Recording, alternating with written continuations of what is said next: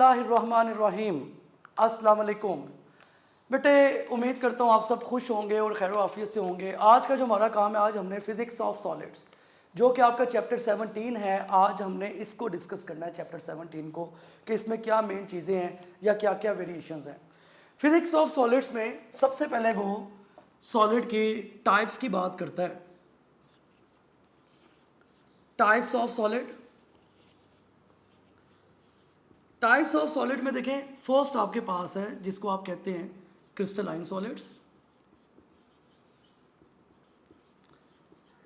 ये वो सारे के सारे सॉलिड्स हैं जिनकी एक प्रॉपर शेप होती है, प्रॉपर आपको पता चलता है कि इनकी एक बाकायदगी से एक शेप है। तो आप सिंपली कहते हैं कि वो सारे के सारे सॉलिड्स जिनकी प्रॉपर शेप है और प्रॉपर मेल्टिंग पॉइंट है, बाकायद आप चेक कर सकते हैं कि प्रॉपर मेल्टिंग पॉइंट होता है और आप इसकी वेरिएशन देख सकते हैं। देयर आर मैनी एग्जांपल्स, वो सारे के सारे सॉलिड्स जिनकी प्रॉपर शेप है, proper melting point, X-ray study से आप उसको उनके स्ट्रक्चर को स्टडी कर सकते हैं। That are crystalline solids. Second आपके पास है जिसको आप बोलते हैं अमार्फस सॉलिड्स। अमार्फस सॉलिड्स वो सारे के सारे सॉलिड्स होते हैं जिनकी कोई भी प्रॉपर शेप नहीं होती। आप इनको सिंपली ये कहते हैं कि नो डेफिनेट शेप, कोई प्रॉपर शेप नहीं होती। अगर मैं पहले क्रिस्टलाइन सॉलिड्स की एग्जांपल्स की बात करता तो देयर आर मैनी एग्जांपल्स। जैसे आप NaCl की बात कर लें, आप कोई भी एक प्रॉपर शेप देख लें, वो क्रिस्टलाइन सॉलिड्स होंगे। जिनकी कोई प्रॉपर शेप नहीं होती वो अमार्फस हैं। अगर मैं एग्जांपल की बात करता हूँ इस केस में, तो वो हमारे पास होंगे, ग्लास की एग्जाम्पल सबसे बेस्ट है जिसकी कोई पता ही नहीं चलता शेप कहाँ से शुरू हो रही है, कहाँ पे एंड हो रही है। थर्ड आपके पास है जिसको आप बोलते हैं पॉलीमेरिक सॉलिड्स। पॉलीमेरिक वो सारे के सारे सॉलिड्स हैं जिनकी जो शेप है वो इन बिटवीन लाई करती है अमार्फस, क्रिस्टलाइन और इन दोनों के। जस्ट लाइक सेमीकंडक्टर, जैसे आपको सेमीकंडक्टर का पता है, सेमीकंडक्टर एक ब्रिज का रोल प्ले करते हैं, वो इन बिटवीन होते हैं। इस तरह जो पॉलीमेरिक सॉलिड है ये क्रिस्टलाइन और अमार्फस के इन बिटवीन में लाई करते हैं, इनके दरमियान में होते हैं। तो ये इनमें एक बड़ा प्रोसेस होता है जिसको आप बोलते हैं पॉलीमराइजेशन।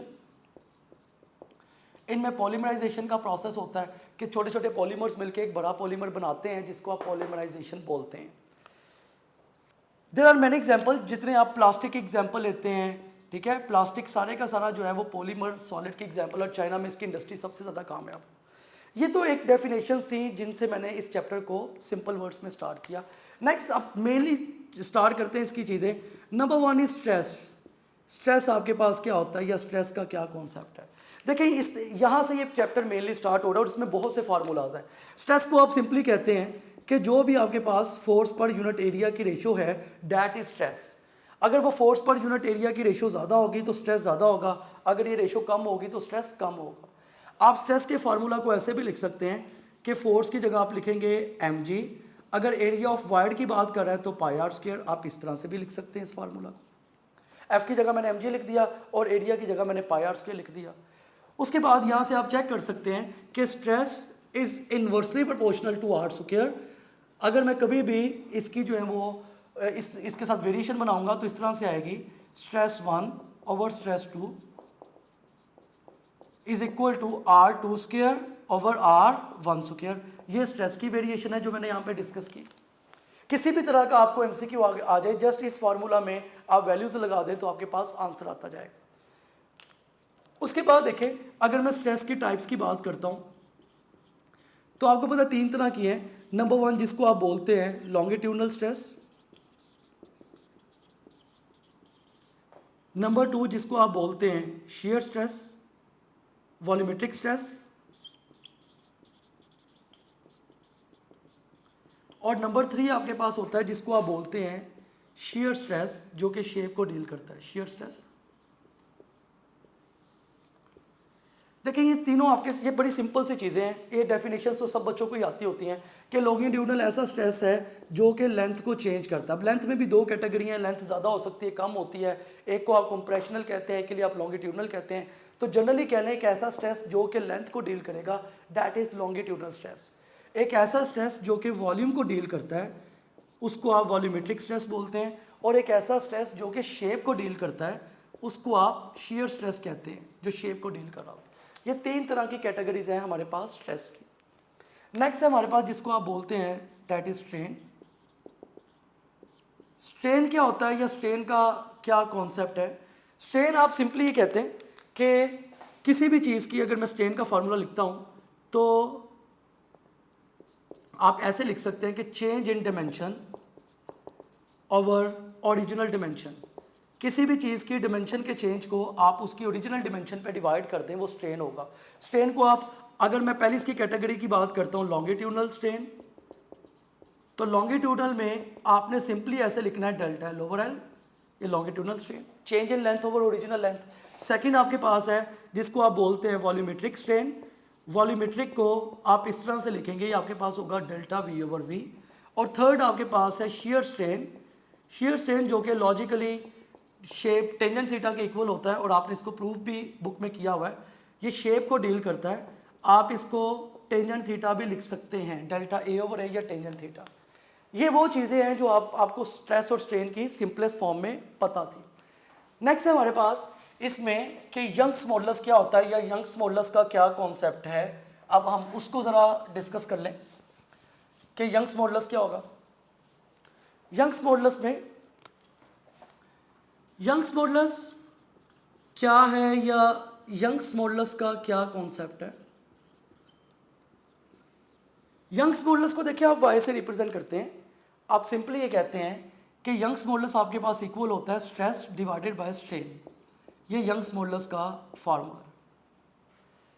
इसका मतलब ये है कि आप इसको ऐसे भी लिख सकते हैं, Young's modulus is equal to F over A divided by delta L over L. अगर आप इसको अरेंज करके लिखें तो ये फार्मूला ऐसे आएगा, Young's modulus is equal to F into L over A into delta L. ये आपके पास यंग्स मॉडुलस का एक जनरल फॉर्म में फार्मूला आ गया। यहाँ से आप चेक करें, यहाँ से बहुत सी इसकी चीज़ें जो हैं वो आप इसकी वेरिएशंस बना सकते हैं। मैं यहाँ पे दोबारा से ये फार्मूला लिख रहा हूँ ऊपर करके ताकि आप लोग इसको इजीली देख लें कि इसमें क्या चीज़ें हैं। देखें, यंग्स मॉडुलस का मैंने फार्मूला इस तरह से लिखा, F into L over A into delta L. ये यंग्स मॉडुलस का फार्मूला। अब इस फार्मूला में अगर कभी वाई आपको पता है ये यंग्स मॉडुलस है, अगर वो कभी आपको कहे कि सेम मीडियम, कि मीडियम की वैल्यू सेम है, सेम मटेरियल, अगर मटेरियल की वैल्यू सेम है तो आप फ़ौरन समझ जाएं कि यंग्स मॉडुलस सेम है।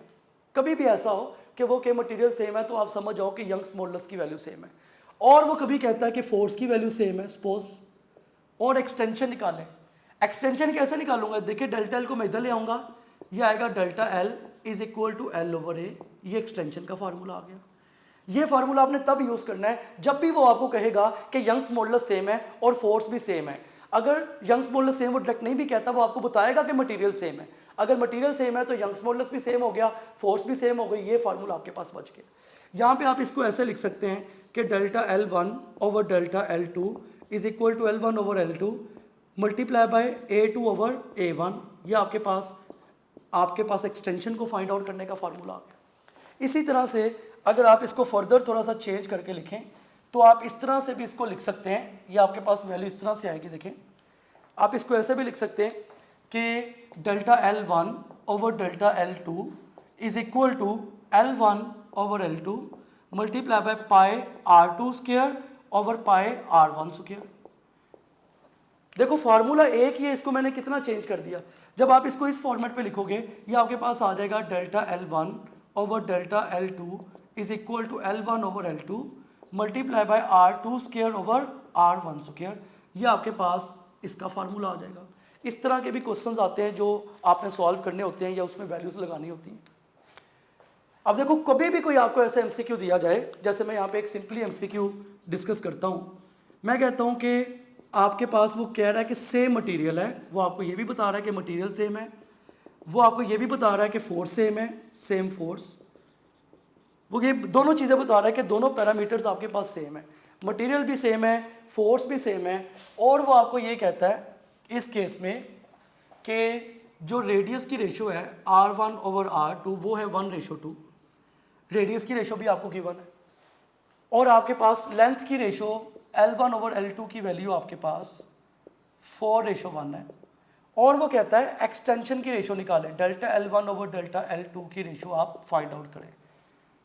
आपने इस तरह के एमसीक्यू को किस तरह सॉल्व करना होता है या इस तरह के एमसीक्यूज में क्या कॉन्सेप्ट होता है। देखें, आप कैसे सॉल्व करेंगे, ये आपके पास आएगा delta L1 over delta L2 is equal to यही वाला फार्मूला L, क्योंकि उसने बता दिया कि मटेरियल सेम है और फोर्स भी सेम लग रही है, तो मैं फ़ौरन समझ गया कि यही वाला फार्मूला अप्लाई होगा, क्योंकि जनरल फार्मूला तो ये है, अगर फोर्स सेम है तो ये भी constant, Young's modulus material same है तो ये भी कांस्टेंट, तो delta L1 over delta L2 is equal to L1 over L2 की वैल्यू है 4/1 मल्टीप्लाई बाय R2 की वैल्यू देखो 2 है, तो R2 की जगह इधर 2 का स्क्वायर आएगा डिवाइडेड बाय 1। ये मेरे पास आंसर आ गया, delta L1 over delta L2 is equal to 4 multiply by, ये आपके पास 4, ये आंसर आ जाएगा 16:1। इस तरह के भी क्वेश्चन आते हैं जो आप लोगों को सॉल्व करने के लिए कहा जाते हैं और आपने सॉल्व करना होता है। नेक्स्ट देखिए इसमें और क्या क्या फॉर्मेट है या किस किस तरह के एमसीक्यूज और इसमें आ सकते हैं, देखिएगा ज़रा आप लोग, और इसमें क्या क्या चीज़ें हैं या किस फॉर्मेट पे आते हैं एमसीक्यूज। अगर वो इस तरह से कभी आपको एमसीक्यू दे दे, वो आपको ये कहता है कि सपोज कर लें एक डायग्राम बना के आपको दे दी गई और ये आपके पास दो मटेरियल हैं, एक ए है और एक बी है। ए का जो एंगल है ये आपके पास इतना एंगल 30 डिग्री, इसी तरह से वो बी का एंगल आपको वाई एक्सिस के साथ 30 डिग्री दे रहा है। वो कह रहा है ए की यंग्स मॉडुलस पे रेशियो लो, बी क्या आएगी, ratio of Young's modulus of A into B. Data ये गिवन है, वो कहता है ए की और बी की यंग्स मॉडुलस की रेशियो लें और बताएं क्या आंसर आता है। ऑप्शन आपके पास इस तरह से हैं, अल्फा ऑप्शन आपके पास 1:3, बीटा ऑप्शन आपके पास 3:1, चार्ली ऑप्शन आपके पास स्क्वायर रूट 3:1 और डेल्टा ऑप्शन आपके पास नन ऑफ दिस। अब इस तरह के एमसीक्यू को कैसे सॉल्व करते हैं, ये बहुत ही इंपॉर्टेंट एमसीक्यू है। देखें आपको पता है कि आपने ये उसने आपको स्ट्रेस और स्ट्रेन कर्व दिया, ये स्ट्रेस है और ये स्ट्रेन, ये उसने आपको ग्राफ दिया हुआ। आपको पता है स्ट्रेस और स्ट्रेन ग्राफ की जब भी मैं स्लोप लूंगा तो यंग्स मॉडुलस आएगा। अब आपके पास जस्ट एंगल गिवन है, आप क्या करोगे, आप लिखोगे Young's modulus of A over Young's modulus of B is equal to tangent theta of A और टेंजेंट थीटा ऑफ बी। देखिए ए का एंगल आपके पास है 30 डिग्री, मैं यहाँ पे ए की जगह पे 30 डिग्री लिखूंगा डिवाइडेड बाय बी का एंगल वाई एक्सिस के साथ 30 बन रहा है। हमेशा याद रखें हमने एक्स एक्सिस का एंगल लेना होता है, हमारा वाई एक्सिस के एंगल से लेना देना नहीं है। अगर एक्स एक्सिस का आप वाई एक्सिस का एंगल 30 बन रहा है तो यहाँ से यहाँ तक जब आप एक्स एक्सिस का एंगल निकालोगे तो 90 माइनस 30 वो आपके पास 60 डिग्री आएगा। कभी भी वाई एक्सिस का एंगल गिवन हो उसे 90 में से माइनस कर दें, वो एक्स एक्सिस का एंगल बन जाता है, वो एक्स एक्सिस के एंगल की वैल्यू होती है। तो वाई एक्सिस का एंगल अगर 30 है तो 90 में से माइनस करो, एक्स एक्सिस का बन जाएगा, ये आपके पास आ जाएगा टेंजेंट 60। अब इसको सॉल्व कर लो, ये वैल्यू होगी Y A over Y B is equal to tangent 30 होता है 1 ओवर स्क्वायर रूट 3 और टेंजेंट 60 स्क्वायर रूट 3, तो Y A over Y B ये आपके पास आ जाएगा 1 ओवर स्क्वायर रूट 3 का स्क्वायर। सॉल्व करोगे तो आंसर आ जाएगा आपके पास 1:3। इस तरह के भी क्वेश्चन आते हैं पेपर में जो आपने सॉल्व करने होते हैं। Alpha is right option. कभी भी किसी भी तरह का आपको एमसीक्यू आ जाए यंग्स मॉडुलस का, तो आपको हर तरीका आना चाहिए उसे सॉल्व करने का। जैसे देखिए मैं यहाँ पे एक और एमसीक्यू डिस्कस करता हूँ, मैं सिंपली कहता हूँ इस तरह के जनरल भी एमसीक्यू आ जाते हैं कि Young's modulus for perfectly rigid body is, एक परफेक्टली रिजिड बॉडी है, इसके लिए यंग्स मॉडुलस क्या होगा। ऑप्शन आपके पास इस तरह से, अल्फा ऑप्शन है 1, बीटा ऑप्शन आपके पास 0, चार्ली ऑप्शन आपके पास इन्फिनिटी और डेल्टा ऑप्शन है नन ऑफ दिस। अब ये बड़ा सिंपल क्वेश्चन है, बहुत से बच्चे समझते हैं 0 इसका आंसर होगा, ऐसा नहीं है। परफेक्टली रिजिड बॉडी के लिए यंग्स मॉडुलस हमेशा आपके पास इन्फिनिटी आएगा, इसका राइट ऑप्शन इन्फिनिटी है। क्यों?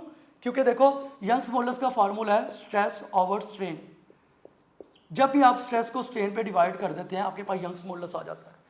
तो फॉर अ रिजिड बॉडी, अगर आप एक परफेक्ट रिजिड बॉडी की बात करते हैं, for a perfect rigid body के केस में हमेशा आपको ये पता होना चाहिए कि स्ट्रेन की वैल्यू आपके पास 0 होती है जब भी आप परफेक्ट रिजिड बॉडी को डिस्कस करेंगे। अगर आप परफेक्ट रिजिड बॉडी को डिस्कस करते हैं स्ट्रेन की जगह 0 लगाएंगे तो Young's modulus is equal to stress divided by 0। इसको आप फर्दर सॉल्व करोगे तो यंग्स मॉडुलस की आपके पास वैल्यू इनफाइनाइट आ जाएगी। तो ये इसका राइट ऑप्शन है कि परफेक्ट रिजिड बॉडी के केस में यंग्स मॉडुलस क्या होता है। ये सारी की सारी मैंने आपको यंग्स मॉडुलस की वेरिएशंस बता दी और उसका कॉन्सेप्ट बता दिया। नेक्स्ट हमारे पास है कि बल्क मॉडुलस क्या होता है और शेयर मॉडुलस क्या होता है। दो तरह के मतलब मजीद मॉडुलस इसमें यूज़ किए जाते हैं। एक आपके पास है बल्क मॉडुलस,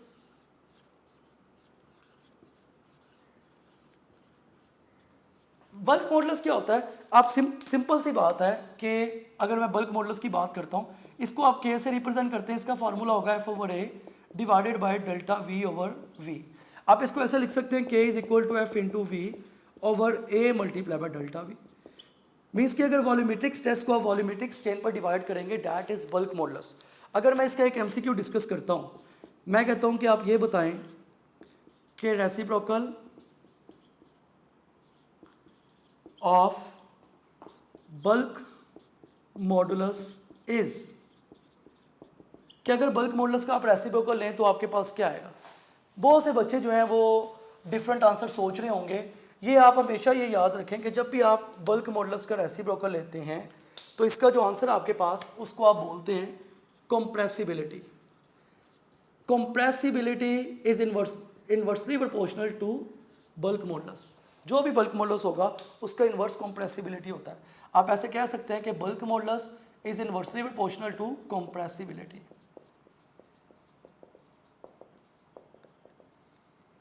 ये भी आपको पता होनी चाहिए। अगर आप मैं कंप्रेसिबिलिटी का फार्मूला लिखता हूं तो बल्क मॉडुलस को रेसिप्रोकल कर लें। कंप्रेसिबिलिटी का फार्मूला इस केस में ये आएगा, ये हो जाएगा A into delta V divided by F into V. ये कंप्रेसिबिलिटी का फार्मूला आ जाएगा। और लास्ट में आपके पास शेयर मॉडुलस है जो कि टेंजेंट थीटा के आप उसे इक्वल करते हैं। Last one is share modulus. Share modulus में आप लोग क्या करते हैं कि उसको जी से रिप्रेजेंट करते हैं, फार्मूला उसका भी यही कि F over A divided bye tangent theta. क्योंकि वो आप शेयर स्ट्रेस को शेयर स्ट्रेन पे डिवाइड करते हैं, उसको आप शेयर मॉडुलस बोलते हैं, वो शेयर मॉडुलस होता है। ये थे जी स्ट्रेस स्ट्रेन और यंग्स मॉडुलस से रिलेटेड एमसीक्यूज जो हम लोगों ने डिस्कस किए। उसके बाद नेक्स्ट है हमारे पास स्ट्रेस स्ट्रेन कर्व। के स्ट्रेस स्ट्रेन कर्व क्या होती हैं, इनसे रिलेटेड भी एमसीक्यू आते हैं। अगर मैं यहाँ पे स्ट्रेस स्ट्रेन कर्व की बात करता हूँ,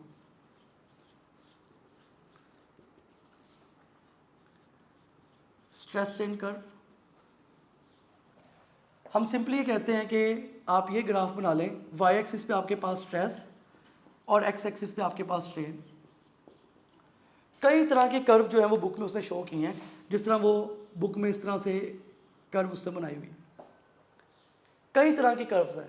पहली बात तो ये आप याद रखें, अगर कभी भी मैं कहता हूँ कि area under stress strain curve, जो भी स्ट्रेस स्ट्रेन कर्व का एरिया है वो आप निकालेंगे तो क्या आएगा? याद रखें इसका आंसर होता है एनर्जी डेंसिटी।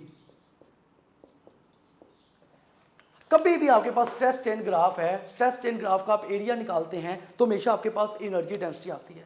मैं एनर्जी डेंसिटी का फार्मूला ऐसे लिख सकता हूँ, ई डॉट डी। ये फार्मूला होगा आपके पास half stress multiply by strain. ये एनर्जी डेंसिटी को फाइंड आउट करने का फार्मूला है। जब भी आपने एनर्जी डेंसिटी निकालनी है तो फार्मूला आप लगाएंगे half stress multiply by strain. ये एनर्जी डेंसिटी को शो करता है ये फार्मूला।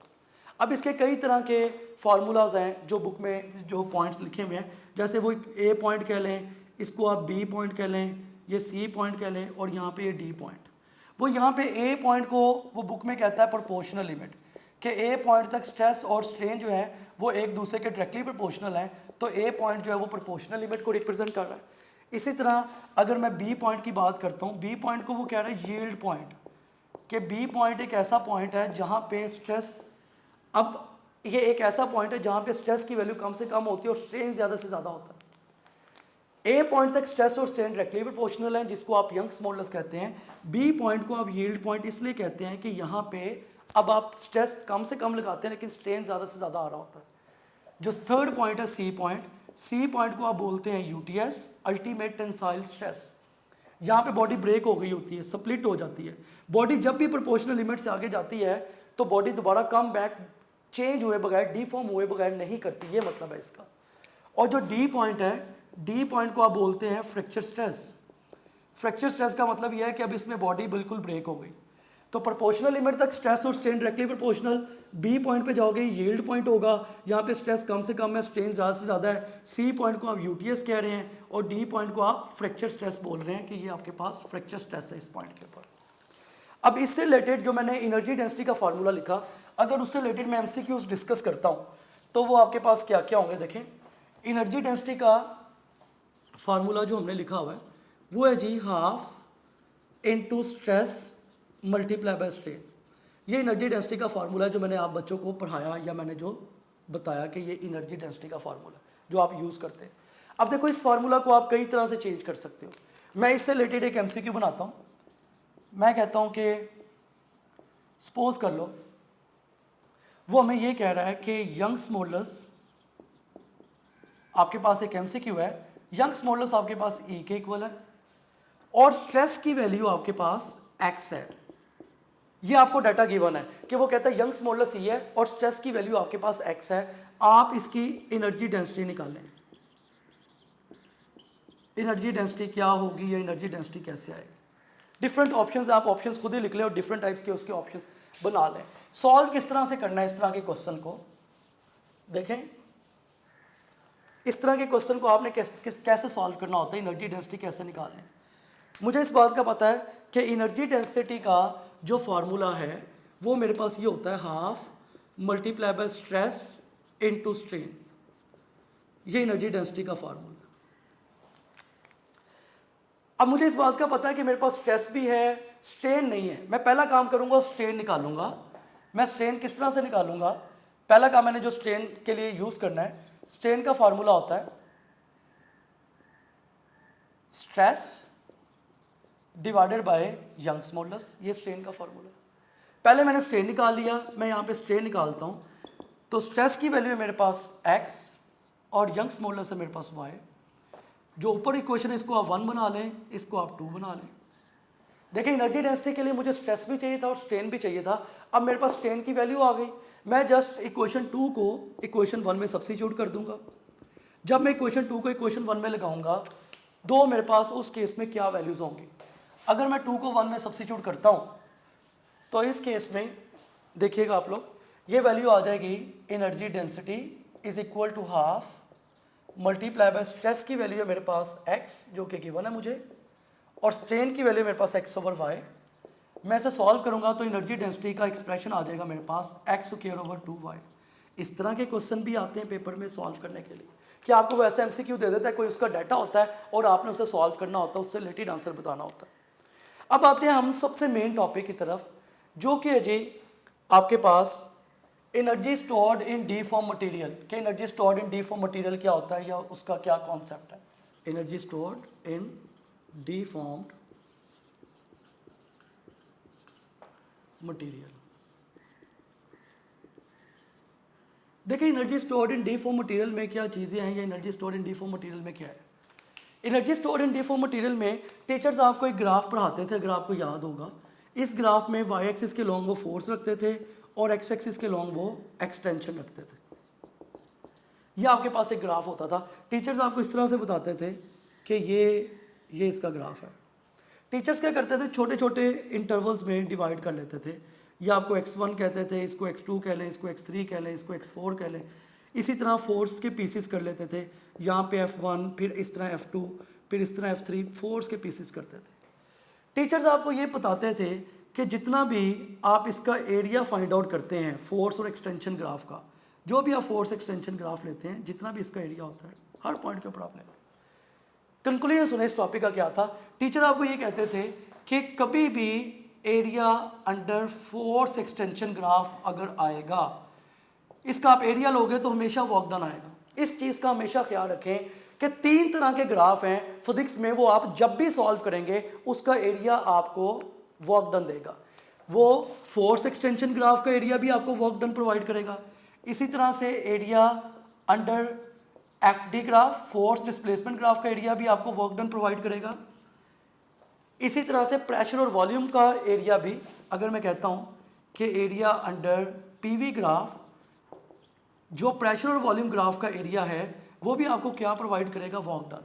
3 तरह के एरियाज जो हैं कभी भी आपको पेपर में आए, 3 तरह के जो एरियाज हैं, आप जब भी इसका एरिया लेंगे तो हमेशा आपके पास आंसर वर्क डन ही आएगा। अब इससे रिलेटेड एक पास पेपर्स के एमसीक्यूज में से मैं आपको एक एमसीक्यू करवाता हूँ। उसने एक डायग्राम बना के आपको दी। देखिए मैं यहाँ पे, या मैं उधर दोबारा से एक डायग्राम बना लेता हूँ। ध्यान से इसको समझिएगा, एमसीक्यू इस तरह से है।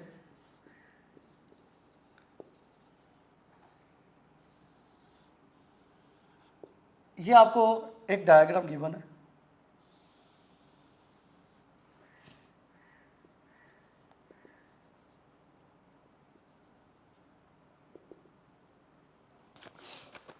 यहाँ पे आपके पास फोर्स की वैल्यू है वाई एक्सिस पे, ये 20 न्यूटन है और ऊपर आपके पास 40 न्यूटन है, और एक्स एक्सिस पे आपके पास ये है 4 सेंटीमीटर, और ये आपके पास यहाँ से यहाँ तक जो टोटल वैल्यू है ये है 8 सेंटीमीटर। अब वो कह रहा है कि इसका वर्क डन फाइंड आउट करें, इसका वर्क डन क्या होगा या इसका वर्क डन आप किस तरह से फाइंड आउट कर सकते हैं।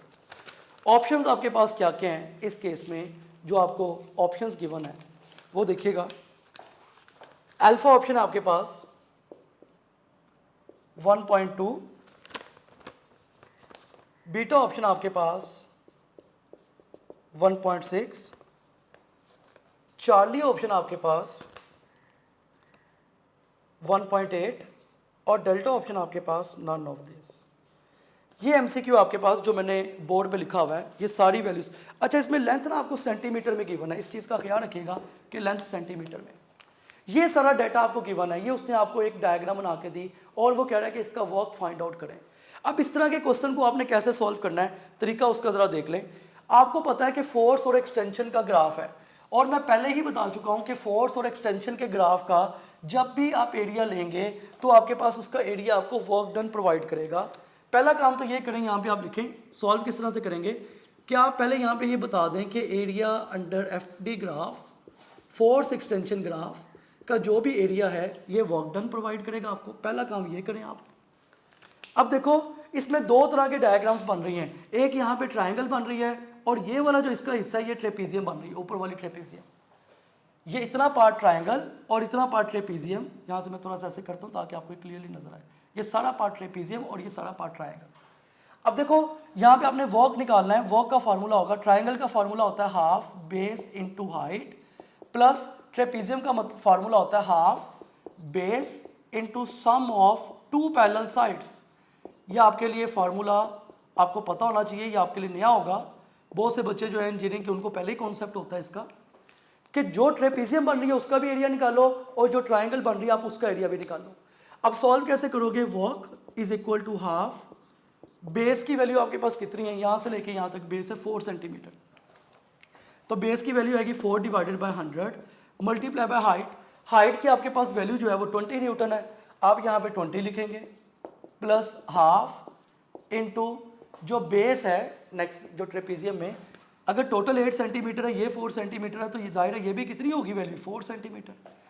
बेस की जगह आप लिखोगे 4 centimetre multiply by sum of two parallel sides. ये टू पैरेलल साइड्स ये हैं, देखो एक साइड ये और एक साइड ये है, ये आमने सामने वाली साइड्स पैरेलल हैं एक दूसरे के लिहाज से।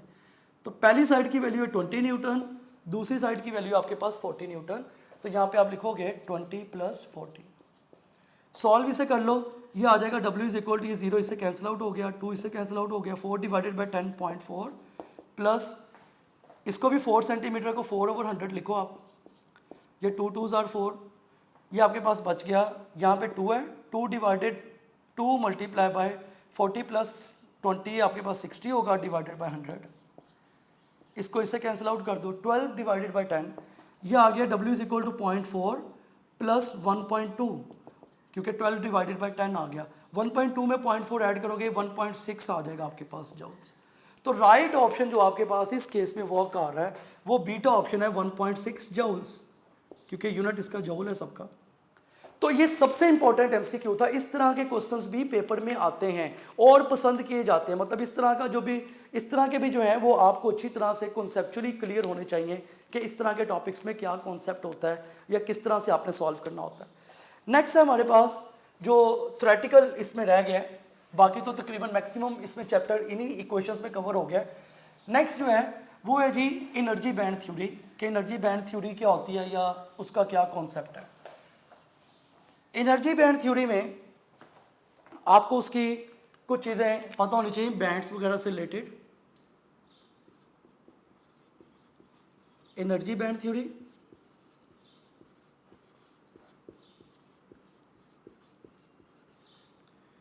एनर्जी बैंड थ्योरी में क्या चीज़ें हैं, ये एनर्जी बैंड थ्योरी में क्या क्या होता है। एनर्जी बैंड थ्योरी में आप पहले कैटेगरीज बना लें। ऐसे आप एक इसका टेबल बना लें। सबसे पहले इधर ऊपर मैं यहाँ पे लिखूंगा कंडक्शन बैंड,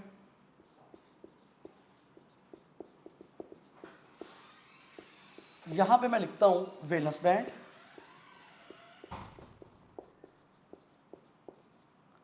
और जो नेक्स्ट है उसमें मैं यहाँ पे लिखता हूँ, जो लास्ट में आपके पास है यहाँ पे आप लिख लें फॉरबिडन गैप।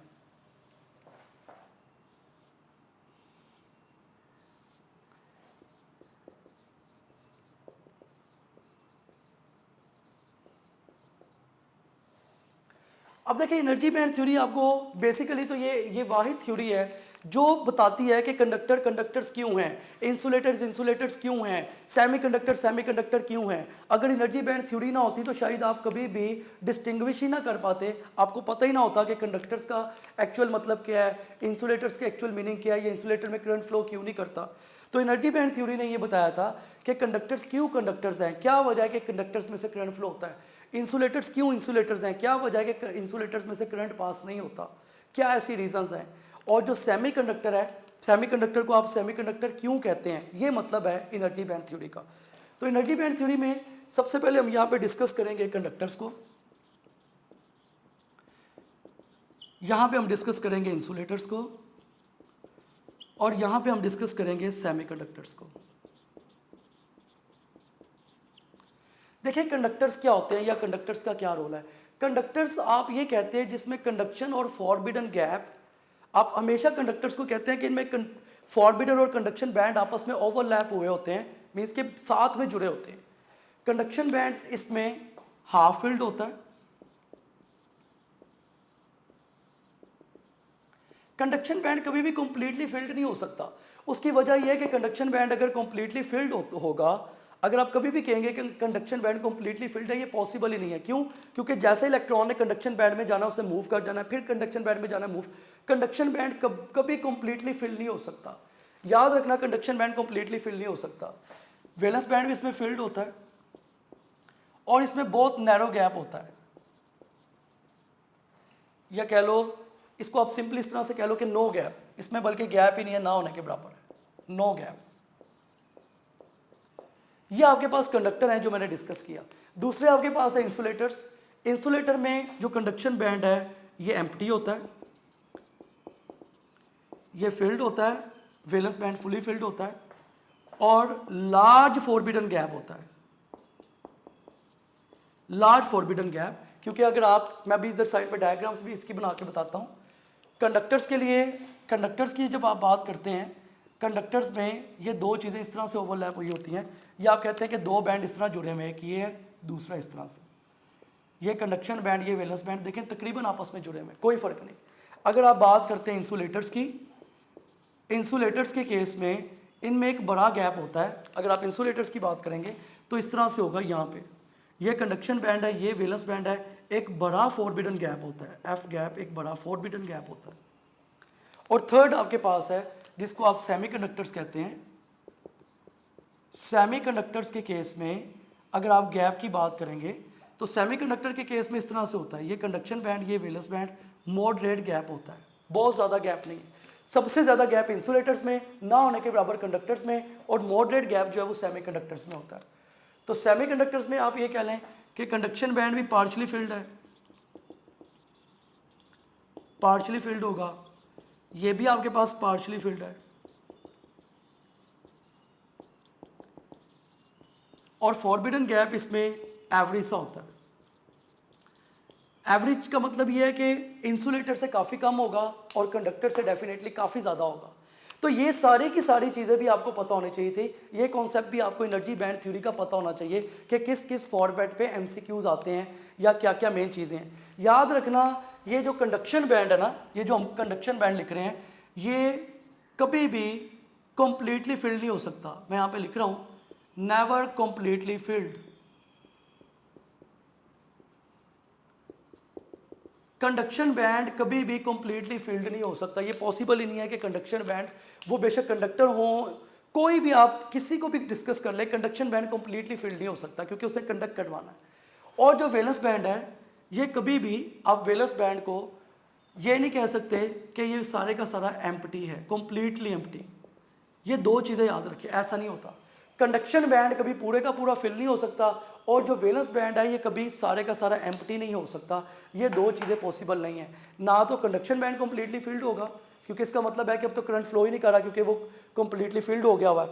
और जो वेलस बैंड है, वेलस बैंड जो है उसको कभी आप एम्प्टी नहीं करवाते, कभी भी पूरा एम्प्टी नहीं होता। नेक्स्ट आपके पास इस टॉपिक के बाद ना कुछ डेफिनेशंस बच जाती हैं जो कि आपने मैग्नेटिक प्रॉपर्टीज़ ऑफ सॉलिड्स में पढ़ी हैं। अब उसको हम डिस्कस कर लेते हैं कि उसमें क्या क्या है या उसमें क्या चीज़ें हैं।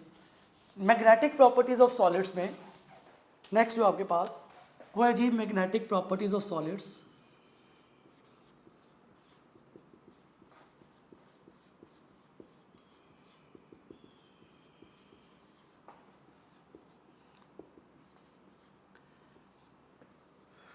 मैग्नेटिक प्रॉपर्टीज़ ऑफ सॉलिड्स में क्या कॉन्सेप्ट होता है या मैग्नेटिक प्रॉपर्टीज़ ऑफ सॉलिड्स में क्या है।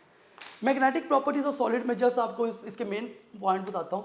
वो कहता है कि जब भी इलेक्ट्रॉन की मोशन दो तरह से है, एक उसकी होती है ऑर्बिटल मोशन और एक इलेक्ट्रॉन की होती है स्पिन मोशन। दो तरह की इलेक्ट्रॉन्स की हम मोशन लेते हैं, एक ऑर्बिटल मोशन है और एक आपके पास स्पिन मोशन है। दो तरह की मोशंस की वजह से आप करंट को फ्लो करवाते हैं। Number one is orbital motion, number two is spin motion. इस बेस के ऊपर आपने तीन तरह के पैरामीटर्स, तीन तरह के जो सब्सटेंसेस हैं वो बनाए हुए हैं। नंबर वन जिसको आप बोलते हैं पैरामैग्नेटिक सब्सटेंसेस,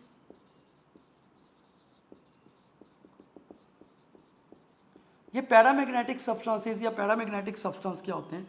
पैरामैग्नेटिक सब्सटेंस सिर्फ वो सारे के सारे होते हैं जिसमें स्पिन एंड ऑर्बिटल मोशन आपस में कंबाइन होती है और कंबाइन होके मैग्नेटिक फील्ड प्रोड्यूस करती है। वो सारे के सारे सब्सटेंसेस जिसमें स्पिन और ऑर्बिटल मोशन कंबाइन हो और मैग्नेटिक फील्ड जनरेट हो, that are paramagnetic substances. Second जो होते हैं उसको आप बोलते हैं डायामैग्नेटिक सब्सटेंसेस। डायामैग्नेटिक सब्सटेंसेस क्या होते हैं या डायामैग्नेटिक सब्सटेंसेस का कॉन्सेप्ट क्या है। डायामैग्नेटिक वो सारे के सारे सब्सटेंसेस होते हैं जिसमें स्पिन एंड ऑर्बिटल मोशन एक दूसरे को कैंसिल आउट कर देती है। आप कहते हैं इसमें स्पिन एंड ऑर्बिटल मोशन हमेशा एक दूसरे को कैंसिल आउट कर देगी। इसमें मैग्नेटिक फील्ड जीरो होता है, बहुत वीक मैग्नेटिक फील्ड होता है, स्पिन और ऑर्बिटल मोशन कैंसिल आउट कर देते हैं। थर्ड आपके पास जो होता है जिसको आप कहते हैं फेरोमैग्नेटिक सब्सटेंसेस। फेरोमैग्नेटिक सब्सटेंसेस क्या होंगे या फेरोमैग्नेटिक सब्सटेंसेस में क्या होता है, सबसे ज़्यादा यूज़ ये होते हैं। फेरोमैग्नेटिक सब्सटेंसेस में आप ये कहते हैं कि इसमें स्पिन और ऑर्बिटल मोशन दोनों कंबाइन होती हैं, स्पिन और ऑर्बिटल दोनों मिलके स्ट्रॉन्ग मैग्नेटिक फील्ड बनाती हैं। सबसे ज़्यादा यूज़ इसी का है फेरोमैग्नेटिक मटेरियल्स का, कि स्पिन और ऑर्बिटल मोशन आपस में कंबाइन होंगी और सबसे ज़्यादा स्ट्रॉन्ग मैग्नेटिक फील्ड प्रोड्यूस कर देंगी। तो ये तीन तरह की डेफिनेशंस थी जो मैंने आप लोगों से डिस्कस की। उसके बाद लास्ट में सिर्फ रेंज का कॉन्सेप्ट रह गया, और जो लास्ट टॉपिक है हिस्टैरिसीस लूप, वो जस्ट आपने डेफिनेशंस बेटे उसकी पढ़ लेनी है, क्योंकि थ्योरेटिकल टाइप क्वेश्चंस नहीं आते। इसमें जस्ट आपने डोमेन का कॉन्सेप्ट देख लेना है कि डोमेन क्या होती है। पार्टिकल्स की अलाइनमेंट, जितने भी ज़्यादा आपके पास पार्टिकल्स हैं सब पार्टिकल्स की एक अलाइनमेंट है। देखिए इस तरह से आप पार्टिकल्स की अलाइनमेंट डिफरेंट वे से चेंज कर सकते हैं। तो डोमेन का मतलब एक्चुअली ये है कि आपके पास जितनी भी तरह के पार्टिकल्स हैं आप उनको मैग्नेटिक फील्ड से या टेम्परेचर से आप उनकी अरेंजमेंट को चेंज करवा सकते हैं। जितनी ज़्यादा अरेंजमेंट चेंज होती जाएगी आप ये कहेंगे कि उनकी डोमेन उतनी ज़्यादा चेंज होती गई। जितनी कम अरेंजमेंट चेंज होगी आप उतनी कम डोमेन चेंज करवाते हैं। इसमें जो दो तरह के टेम्परेचर हैं, जैसे इसकी डेफिनेशन पढ़ लीजिएगा। एक आपके पास क्रिटिकल टेम्परेचर और क्यूरी टेम्परेचर। इसमें क्या होता है, क्यूरी टेम्परेचर में आप सिंपली ये कहते हैं कि एक ऐसा टेम्परेचर जिसके ऊपर जो फेरोमैग्नेटिक मटेरियल है वो पैरामैग्नेटिक में कन्वर्ट हो जाता है। इसमें कन्वर्जन होती है फेरोमैग्नेटिक मटेरियल टू पैरामैग्नेटिक।